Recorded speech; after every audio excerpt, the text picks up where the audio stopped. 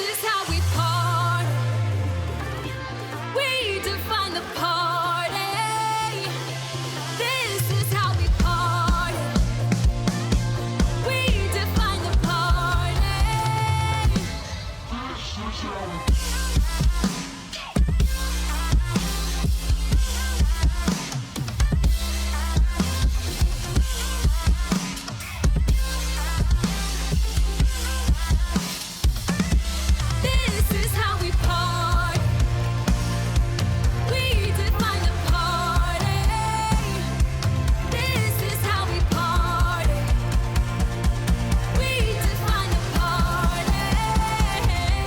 This is how we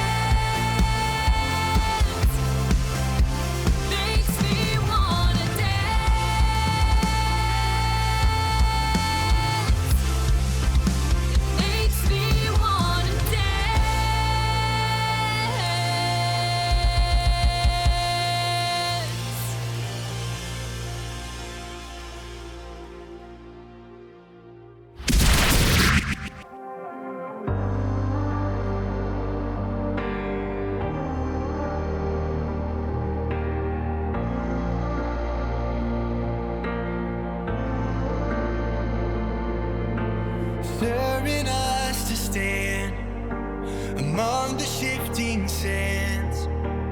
At your word we rise and prophesy. Let the weak say I am strong. Let us sing a victory song to the King of Kings, Jesus Christ. Let your authority rise in me. Break every stronghold. No weapon formed could wage war against your throne. Now everything must bow its knee to the King of Kings and your authority. And when I speak, darkness must flee. You have given me your authority.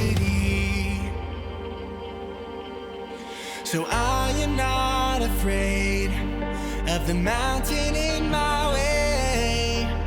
When I speak, it will begin to shake. Let your authority rise in me. Break every stronghold. No weapon formed could wage war against your throne. Now everything must bow its knee to the King of Kings and your authority. And when I speak, darkness must flee. You have given me your authority.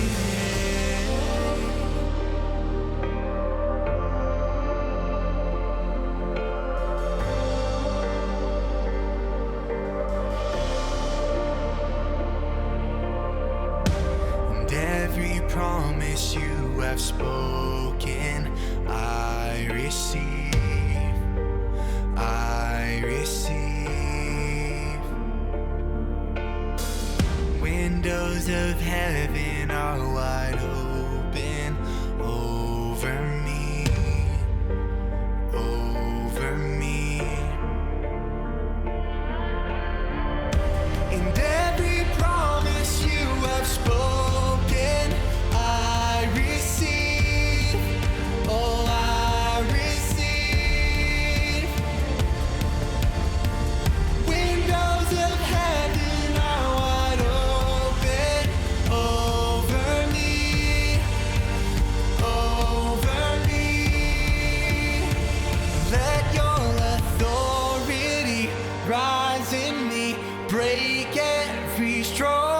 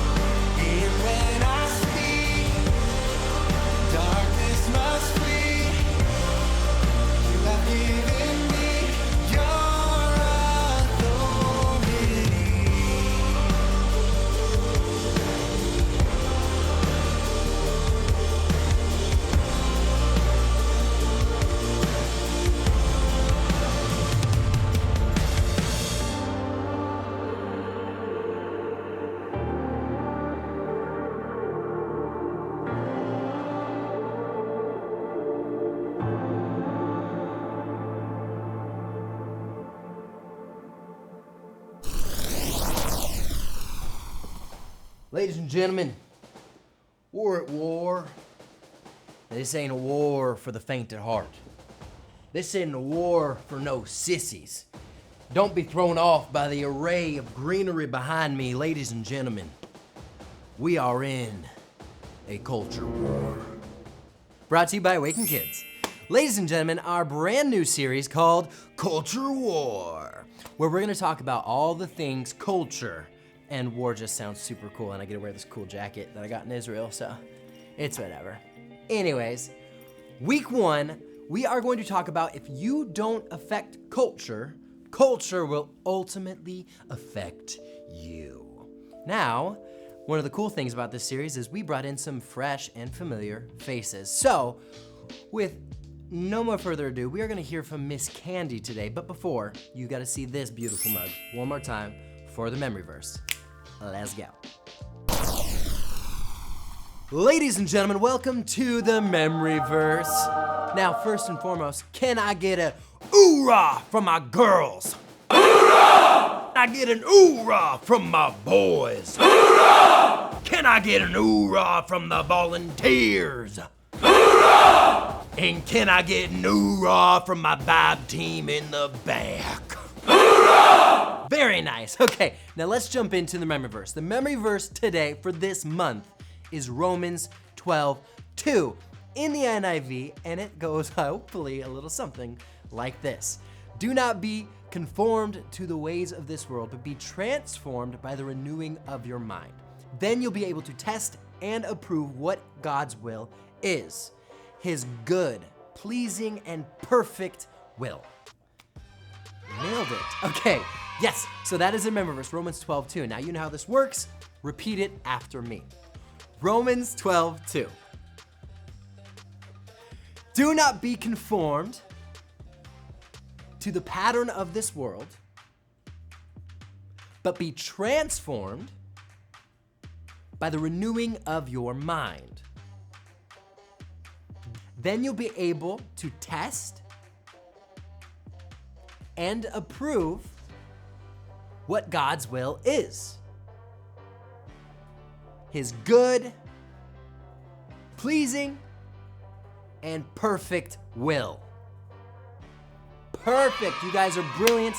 You know how it works. Practice this in your small groups, take it home, memorize it, come back, earn a prize, some points for your team, gabagool, all will be well. Now, that being said, let's jump in to the teaching segment. Let's give it up for whoever comes after this face. Hi guys, my name is Miss Candy and I'm here to tell you the story of this week.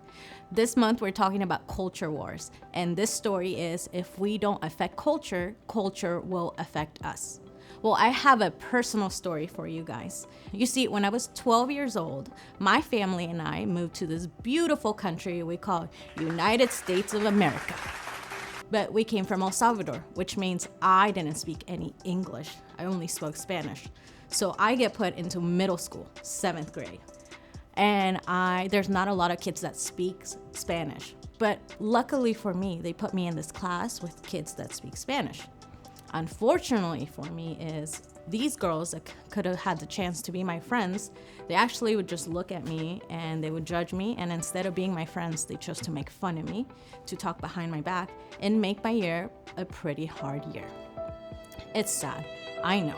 One time, I remember we would just go into the lunchroom and they would find me and they would sit behind me and they would throw French fries at me. I know, not very nice.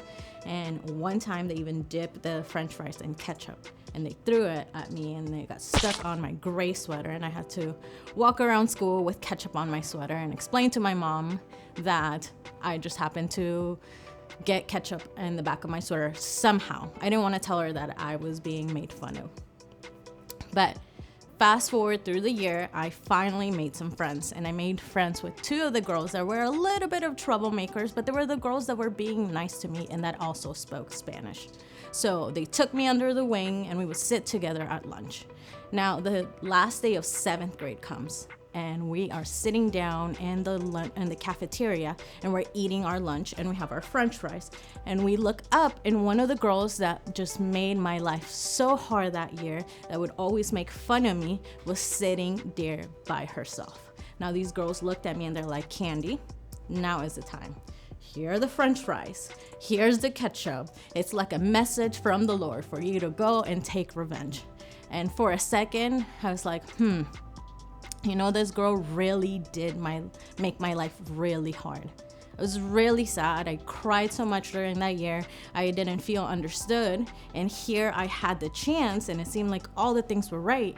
And I had every reason to make fun of her or throw French fries at her like she had done to me. But instead, I took a moment and I breathed, and I was like, you know what? I don't think that's the right thing to do. So I sat down and I was sitting down and I looked at my friends and I was like, I know you're not going to understand this, but I'm gonna go and sit down with her. Even though she made fun of me, I'm gonna go and sit with her. And they're like, whatever, you do you. So I grabbed my plate of French fries and I went and sat down with her. And I was so kind to her, just because I knew what it was like to be lonely, what it was like to just feel like you don't have any friends in the room. Now she had friends, but her friends weren't there that day. So instead I chose to show kindness. Lunch was over, the day was over, summer vacation comes, woohoo, didn't have to think about school anymore. But now another school year starts and 8th grade starts, and these girls that were mean to me start in all my classes again. But except the girl that I had sat down with last year looked at all of them and they're like, no, we are not making fun of Candy. We're not gonna be mean to Candy. Why? Because Candy is actually a nice person.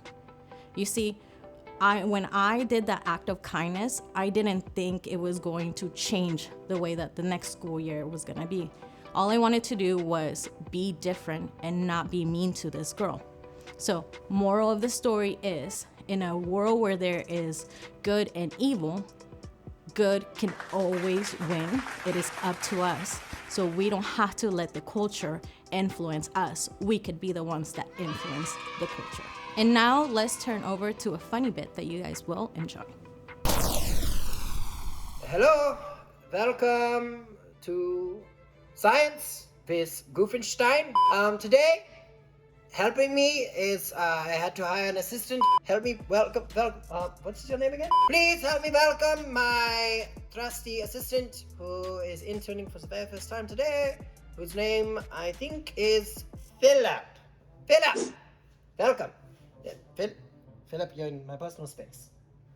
Philip, say hello to the kids. Hello. So today Philip is helping So me. excited to be helping you, Master. Yes, it's Professor. Don't call me Master. Okay, Master. Okay, Professor. Currently, Philip is supposed to be boiling a couple of items for me. My lunch. So we're gonna need a few things for this exercise today. First of all, which we need. It's ready. It's a packet of water. First, we need carrots, a carton of eggs, coffee beans brought to you by the King's Craft Coffee Company. Do you need me to crush those for you? Here we have coffee beans, the egg, which we will talk about, and then we have the carrot, which we will also talk about. But do you hear that? Stop eating the science! I'm sorry. So, number one, we know that this egg, though it has a hard shell on the outside, it is soft and squishy and slimy on the inside. Philip, describe to me this carrot, as it appears. Well, it looks orange. It grows from the ground, Okay, now- straight up. That's actually not true. It's actually a root. It's fine. It's a vegetable. It goes down. What is this? It's missing its green top. Yeah, that's because you ate it. Did I? The opposite of soft is Crunchy. starts with an H, ends with hard. I don't know. It's hot.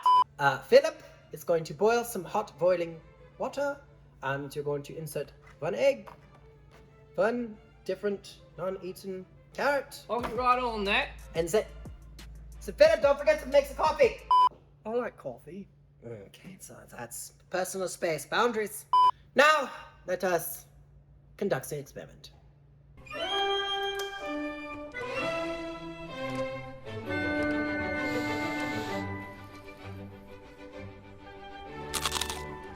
pronto a far tutto la notte e il Don't giorno, eat the sempre carrots! d'intorno il giro sta, miglior cuccagna per un barbiere, vita più nobile non si dà. La la la la la la la la la la la la la la la la la la. You go back. Oh! Get new eggs!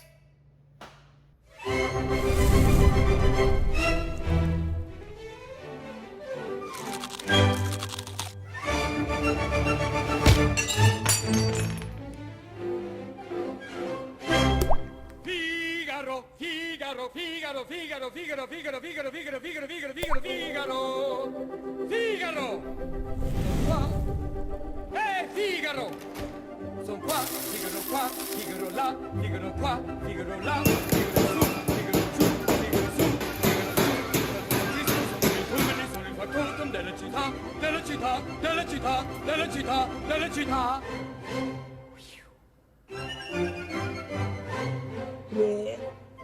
Bravo Figaro, bravo bravissimo, bravo Figaro, bravo bravissimo. A te fortuna, a te fortuna, a te fortuna, non mancherà. La la la la la la la la la la la la la la la la la la. A te fortuna, a te fortuna, a te fortuna, non mancherà. Bit famished. Sono il factotum della città, della città, della città, della città.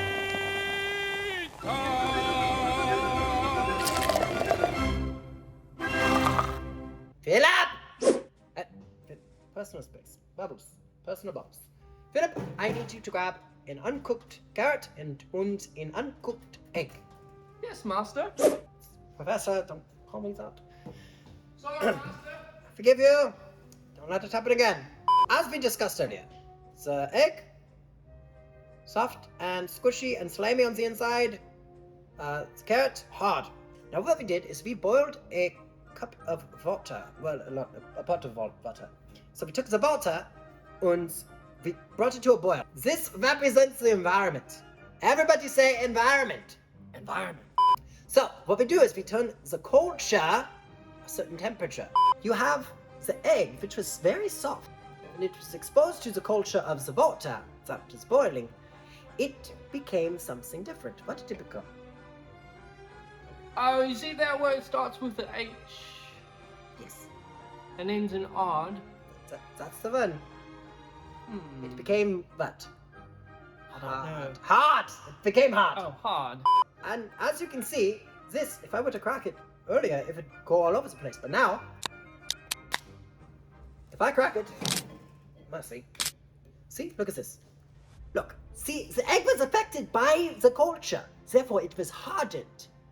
Right? Now, what happened to the carrot? Again, very hard on the external. But when exposed to the culture, what happens? This carrot becomes soft, pliable, and fragile. Now, see, the egg and the carrot were both exposed to the same culture of water, but one became soft, it was hard. One became hard, and it was soft. So, we don't want to be the egg, we don't want to be the carrot, which gets exposed to difficult conditions, and then they are changed from the inside out. Rather, we want to be more like the coffee beans. So, the coffee beans, same culture, same water, same environment, but when the beans went in, they were not affected by the culture, they were not affected by the water. Again, the water They made coffee. Yes.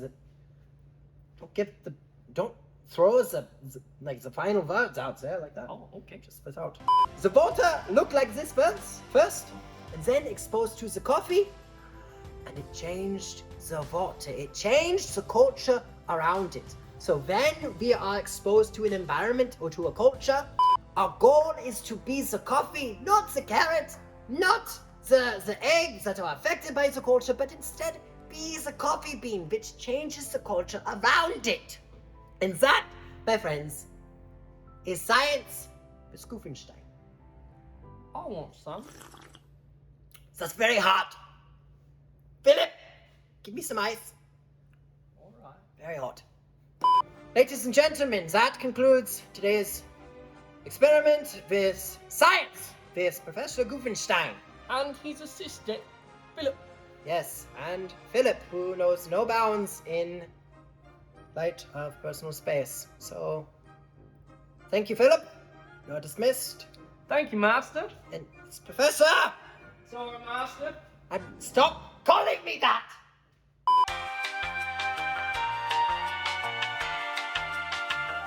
Is that good? I feel like we got everything that we needed. This is brilliant! Welcome back to Story Time with Monsieur Christian. So today we are going to talk. I'm kidding. Okay, welcome back to Story Time with me, Mr. Christian. So the first story we're going to talk about, not affecting culture, not affecting us, but us affecting culture. There's like literally so many stories in the Bible that could be used to depict this. But one of my favorite Bible stories is the story of a man called Daniel. Everyone say Daniel. Now, you've probably heard the story of Daniel in the lion's den, where these wise guys were like, hey, we don't like this guy Daniel, so how are we gonna get at him? So they go to the king, King Darius, and they're like, hey, everybody should only worship you, and if they don't worship you, and they worship any other gods, they should be booted and thrown into the lion's den. What do you say? And he's like, that doesn't sound too bad. And he's like, all right, go ahead and sign this. Boom, biggity bomb, biggity boom, done. Then Daniel caught praying to God because he's a man of honor. It's what he does. And they're like, hey, this guy was not doing the thing. So they threw him in the lion's den. And then God shut the lions' mouths. And then Darius is like, oh my gosh, what am I supposed to do? He's my favorite person. So he goes and checks on him. Boom, he's alive. Yay. And then the bad guys, these guys, they get thrown into the lion's den. And all does not end well for them, but ends well for Darius and Daniel. That's a very quick, short version of that story. We're not talking about that story, though it does fit the mold. That's why I said it really quick. We're talking about the story of Daniel under the kingship of a man called Nebuchadnezzar. Now, a little bit of backstory. Israel, the Hebrews, were taken captive by a civilization called Babylon.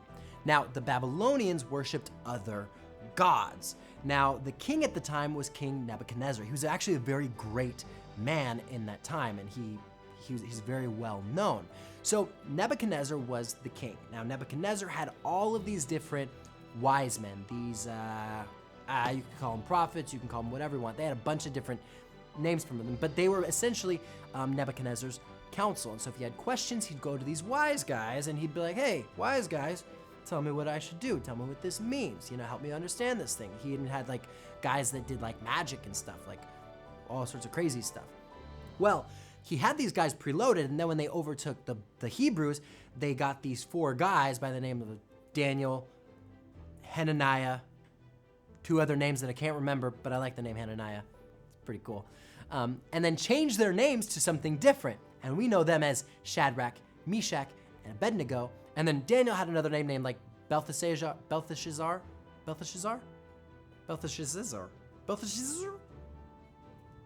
some scissors. He had another weird name, but we rarely read that name as often. Anyways, Daniel, Shadrach, Meshach, and Abednego.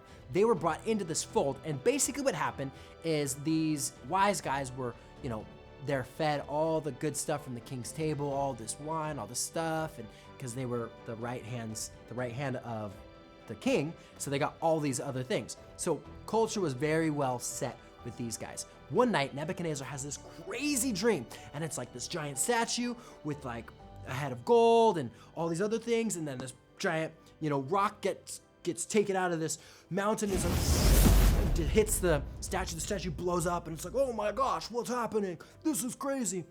He wakes up from the dream, and he's like, quick, get my wise guys. I need them to tell me what my dream was, and then tell me what it means, or else I'm gonna kill them.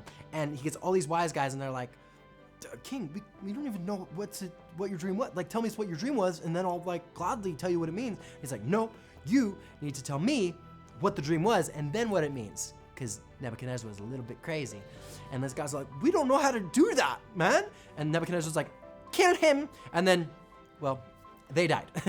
So it came down to where they were like, we're gonna kill everybody. And Daniel was like, whoa, hold up, guy.